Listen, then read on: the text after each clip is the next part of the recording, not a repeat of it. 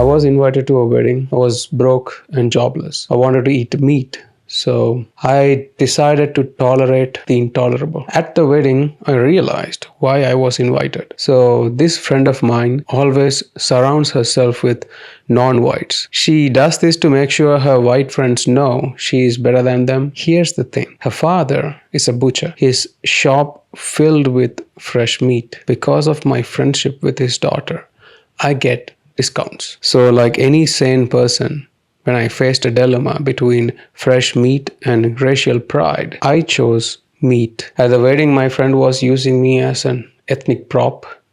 I didn't mind until I got to know the menu. Apparently, she turned vegetarian. Not only she betrayed me with her wedding menu, she also lied to her butcher dad that I had become a vegetarian as well. The nerve. I tolerated her inclusive racism for years, and this is how she thanks me for it. I went to the wedding full of excitement, and she gave me tofu. Tofu, meat, doesn't come in squares. If it comes in squares, it ain't meat. I skipped the meal and went home. I didn't even give the gift. I don't believe in praying, but I prayed that day for the first time. I prayed for her marriage to fall apart in 6 months. She should have at least roasted a chicken. That chicken could have saved her marriage. Look what have you done. Not just her, I encountered friends from all the racial backgrounds often tell me they are colorblind. Here's the thing, if you are colorblind, how do you know what color is? Were you colorblind by birth or something happened in your youth? My point is, when someone says they are colorblind, they are lying. I don't see colors. That's exactly what an inclusive racist would say. So don't be an inclusive racist. Instead, see colors and be a moron.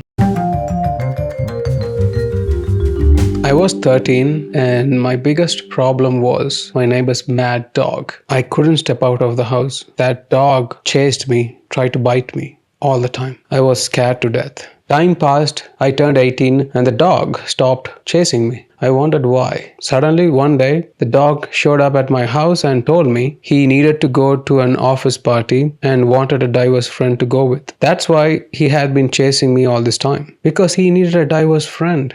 Ah, poor dog. But my parents always told me never to trust a colored dog. So I said no. I don't see race except when it's a colored dog. My point is, any relationship that exists only because of race differences isn't a relationship. So go home, break up with your wife, husband, sister, father, mother, friends, family. Make the world a better place. Anyway, now I'm in a tough situation. I was invited to another wedding and I don't want to go alone. I am thinking of bringing someone with a different skin color than mine. So people will think I am open-minded, progressive, inclusive. I have always been the ethnic prop. For once, I'd like to be on the other side. Will that make me an inclusive racist?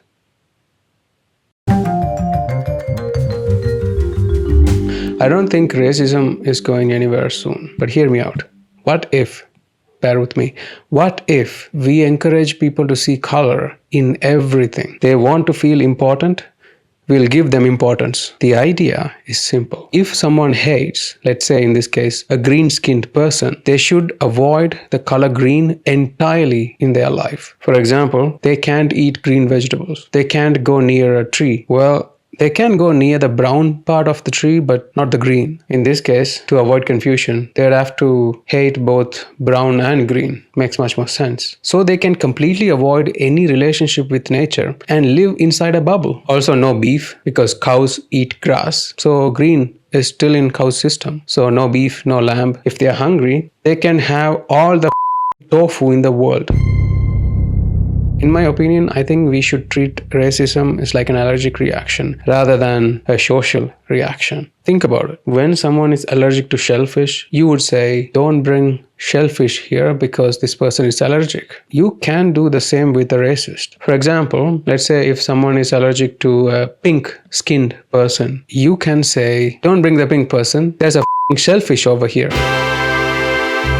Anyway, I never get why people are proud of their ethnicity or race. They always argue the past was the best, the present is bad. I never understood that. We want to go back to the way things were. What things? But I have noticed the past is the best argument has limitations because they usually pick a year, the best time. Some say 2000 years ago was best. Some say 1000 years ago. Some say 100 years ago. But why not 30 days ago? Why not last night? Why not the time mommy and daddy made dinner? At the end of the day, I think that's the truth. No matter what culture you are from, you are here because a hot dog, a roast beef. So much pride for daddy's.